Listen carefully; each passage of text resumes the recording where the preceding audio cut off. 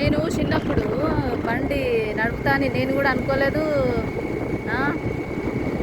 బెండ తీసుకుంటూ పనికి పోయేదాన్ని. నేను పనికి పోయేదాన్ని. ఇక నేను అసలు బండి నడుపుతాను మా అమ్మ కూడా ఊపించలేదు. ఇవాళ నేను మా అమ్మని బండి ఎక్కించుకొని తిప్పుతాను. మా అమ్మ మస్తు సంబరపడతాను కదానే. బండి నడుపుతా అనుకోలేదు, కారు నడుపుతా అనుకోలేదు. నేను మొగరాయిలా నువ్వన్న బిడ్డ నువ్వు మొగరాయిలు పుట్టే నాకు ఏం బాధ ఉండకపోయేది అని ఊకంటది మా అమ్మని. బండి వేసుకొని తీసుకపోతాను మంచిగా. పెండది బర్రెల పెండ తీసుకుంటా బతికేదాన్ని. బర్రె పెండ తీసిన పనికి పోయిన వ్యవసాయం పనికి, ఈ పని ఆ పని.